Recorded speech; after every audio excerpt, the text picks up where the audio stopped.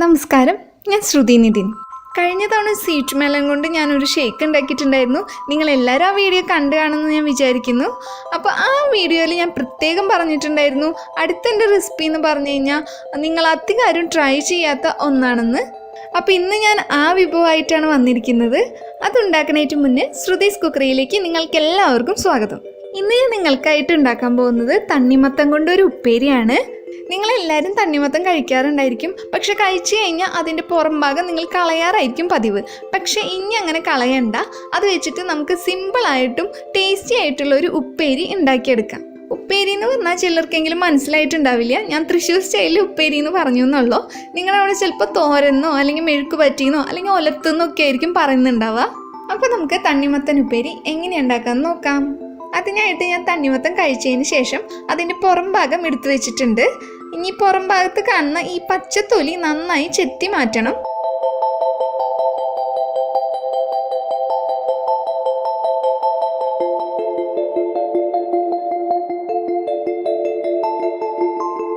അപ്പം നമുക്ക് ഇങ്ങനെ കിട്ടും. ഇനി ഇതിന് ശേഷം ഇത് കഷ്ണങ്ങളാക്കി എടുക്കാം.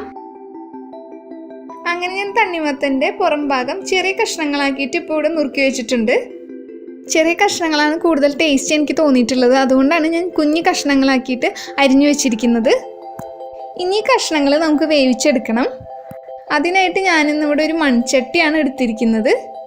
ഇനി ചെറുതായി അരിഞ്ഞ തണ്ണിമത്തൻ കഷ്ണങ്ങളൊക്കെ ഞാൻ ഇതിലേക്ക് ഇട്ട് കൊടുക്കാൻ പോവാണ്. ഈ തണ്ണിമത്തൻ എന്ന് വെച്ചാൽ നിങ്ങളുടെ നാട്ടിൽ എന്താ പറയാന്ന് എനിക്കറിയില്ല. നിങ്ങളുടെ നാട്ടിൽ തണ്ണിമത്തൻ എന്ന് വെച്ചാൽ വേറെ എന്തെങ്കിലും പേരുണ്ടെങ്കിൽ എന്നെ കമൻസിലൂടെ അറിയിക്കാൻ മറക്കല്ലേ കേട്ടോ. കാരണം ചില നാട്ടിലൊക്കെ, അതായത് എറണാകുളത്തൊക്കെ കുമ്മട്ടിങ്ങ എന്നാണ് ഇതിന് പറയുക. അപ്പോൾ നിങ്ങളുടെ അവിടെ എന്തെങ്കിലും വേറെ പേരാണെങ്കിൽ നിങ്ങൾ കമൻസിലൂടെ എന്നെ ഒന്ന് അറിയിക്കണം കേട്ടോ. ഇപ്പം ഞാനിവിടെ അരിഞ്ഞു വെച്ചിരിക്കുന്ന 4 കപ്പ് തണ്ണിമത്തൻ തൊണ്ടാണ് ഈ ചട്ടിയിലേക്ക് ഇട്ട് കൊടുത്തിരിക്കുന്നത്. ഇതിലേക്ക് 2 പച്ചമുളകും കൂടി അരിഞ്ഞു ചേർക്കാണ്. ഇതിലേക്ക് ആവശ്യത്തിന് ഉപ്പിട്ട് കൊടുക്കാണ്. 1/4 ടീസ്പൂൺ മഞ്ഞൾപ്പൊടിയും കൂടി ഇട്ട് കൊടുക്കുന്നുണ്ട്.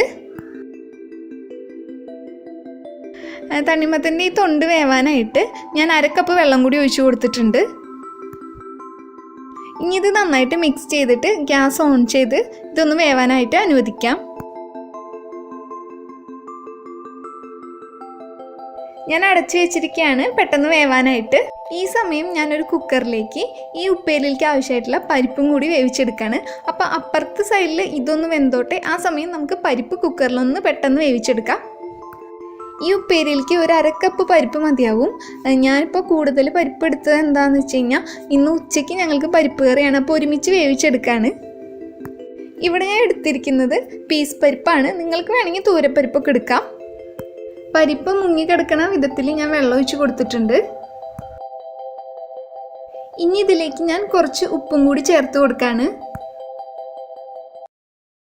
ഇനി ഇത് അടച്ചു വെച്ചിട്ട് ഹൈ ഫ്ലെയിമിലാണ് ഞാൻ വേവിച്ചെടുക്കാൻ പോകുന്നത്.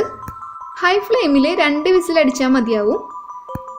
പീസ് പരിപ്പിൻ്റെ കാര്യമാണ് ഞാൻ പറഞ്ഞത്.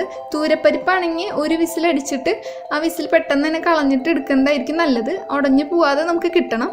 അതാണ് ഈ ഉപ്പേരിക്ക് കൂടുതൽ ടേസ്റ്റ് ഉണ്ടാവുക. ആ സമയം നമ്മൾ നേരത്തെ വേവിക്കാൻ വെച്ചിരിക്കുന്ന ആ തണ്ണിമത്തൻ്റെ തൊണ്ട് വെന്തോന്നൊക്കെ ഇടയ്ക്ക് പോയിന്ന് നോക്കാം. വെള്ളം വെറ്റുമ്പോൾ നമുക്ക് ഓഫ് ചെയ്തെടുക്കാം. ഇപ്പം ഈ തണ്ണിമത്തൻ തൊണ്ടിൽ വെള്ളമൊക്കെ വെച്ചിട്ടുണ്ട്. അപ്പോൾ ഇത് വെന്തിട്ടുണ്ട്. അപ്പം ഞാൻ ഓഫ് ചെയ്യാണ്.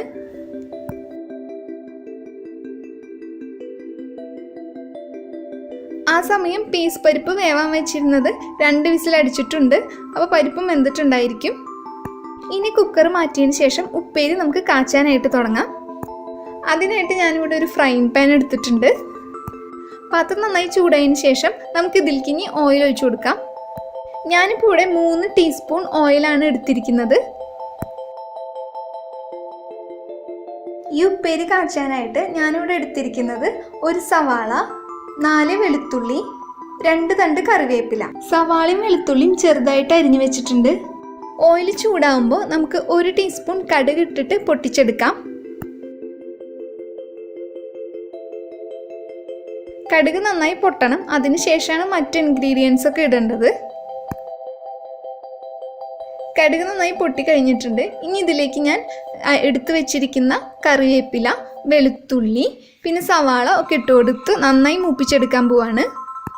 സവാളയ്ക്ക് പകരം ചെറുള്ളിയാണ് നിങ്ങൾ എടുക്കണതെങ്കിൽ കൂടുതൽ ടേസ്റ്റ് ഉണ്ടാവും ഈ ഉപ്പേരിക്ക്. അപ്പോൾ ചെറുള്ളിയാണ് എടുക്കണമെങ്കിൽ ഒരു 5-6 പൊറ്റെടുത്താൽ മതി.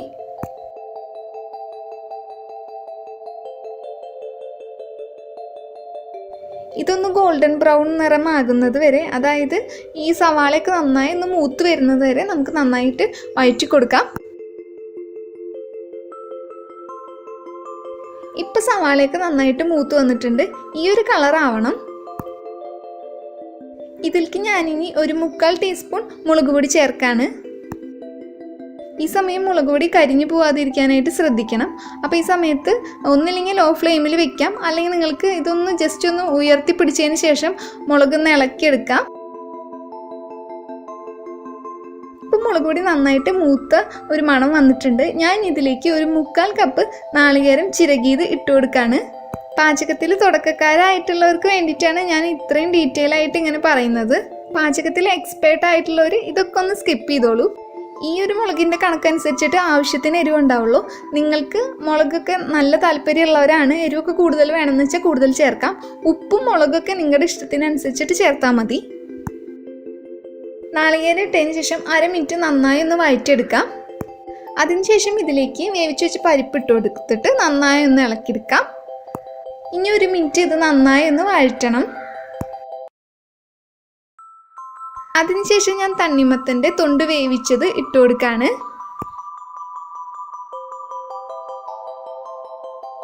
ഇനി ഇതിലുള്ള കുറച്ച് വെള്ളം വലിയണ വരെ നമുക്ക് നന്നായി ഒന്ന് ഇളക്കി കൊടുക്കാം. അപ്പോൾ ഇനി നിങ്ങൾ തണ്ണിമത്തം വാങ്ങിച്ചു കഴിഞ്ഞാൽ അതിൻ്റെ ഉൾഭാഗം കഴിച്ചു കഴിഞ്ഞതിന് ശേഷം ആ പുറം ഭാഗം കൊണ്ട് ഇങ്ങനെ ഒന്ന് ഉപ്പേരി ഉണ്ടാക്കി നോക്ക്. അപ്പോൾ നിങ്ങൾക്ക് അതിലൊന്നും വേസ്റ്റാക്കി കളയേണ്ട ആവശ്യമില്ല. ഈ സമയം ഉപ്പ് നിങ്ങൾക്ക് നോക്കാം. അപ്പോൾ കുറവാന്ന് തോന്നുകയാണെങ്കിൽ ഉപ്പിട്ടതിന് ശേഷം നന്നായി ഒന്ന് മിക്സ് ചെയ്യാൻ മറക്കരുത്. ഇതിലുണ്ടായിരുന്ന വെള്ളത്തിൻ്റെ അംശമൊക്കെ നന്നായിട്ട് വറ്റിയിട്ടുണ്ട്. ഇനി നമുക്ക് ഗ്യാസ് ഓഫ് ചെയ്യാം. അപ്പോൾ നമ്മുടെ തണ്ണിമത്തൻ ഉപ്പേരി റെഡി ആയിട്ടുണ്ട്. അപ്പോൾ നിങ്ങൾ എല്ലാവരും ഇതൊന്ന് ട്രൈ ചെയ്ത് നോക്കണം. ട്രൈ ചെയ്തിട്ട് നിങ്ങൾക്ക് ഇഷ്ടപ്പെടുകയാണെങ്കിൽ നിങ്ങളുടെ കമൻസ് എന്നെ അറിയിക്കാനും ഈ വീഡിയോയ്ക്ക് ലൈക്ക് ചെയ്യാനും മറക്കല്ലേ. നിങ്ങൾക്ക് എൻ്റെ ചാനൽ ഇഷ്ടപ്പെടുകയാണെങ്കിൽ, നിങ്ങൾ ആദ്യമായിട്ടാണ് എൻ്റെ ചാനൽ കാണുന്നതെങ്കിൽ ഒന്ന് സബ്സ്ക്രൈബ് ചെയ്യാനും അതിനോട് തൊട്ട് കാണുന്ന ബെല്ലൈക്കണും കൂടി ഒന്ന് ക്ലിക്ക് ചെയ്യാനും മറക്കല്ലേ കേട്ടോ. വീണ്ടും നല്ല വിഭവങ്ങളായിട്ട് കാണാം. അതുവരെ നല്ല ഭക്ഷണം കഴിച്ച് ഹെൽത്തി ആയിട്ടും സന്തോഷമായിട്ടും ഇരിക്കുക. വീണ്ടും കാണുന്നതുവരെ ബായ്.